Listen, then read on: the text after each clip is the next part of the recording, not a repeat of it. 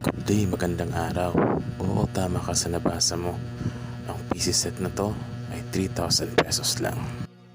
At kaya nitong makapaglaro ng mga mid-range games tulad ng Firelight 84, GTA 5, Valorant, CSGO, Counter-Strike 2 at marami pang mga mid-range games. Pwede rin itong gamitin pang stream. At na-build ko ang PC na to sa halagang 3,000 pesos lang. Ang system unit nito ay A87650. May graphics card na GT 730 at naka SSD na rin na 120GB. May hard disk din nito na 320GB, 19 inches na monitor at isang mumurahing keyboard at mouse. Meron na ding APR na may kasama pang speaker at headphones. Nabili ko to sa Facebook Marketplace lang. Binenta to na may-ari kasi gusto niya daw mag-upgrade ng PC.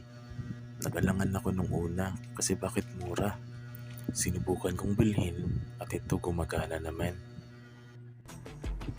Smooth siya sa Firelight 84.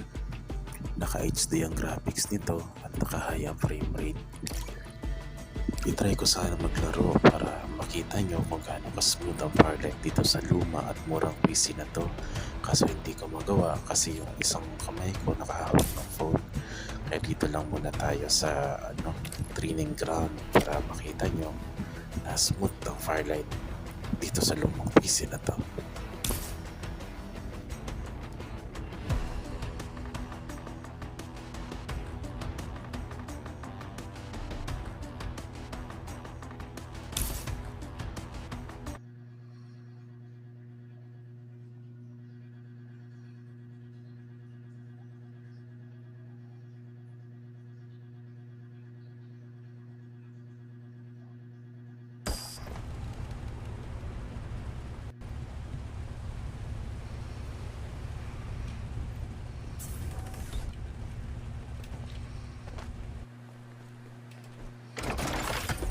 あたしを見つけられるかしら?"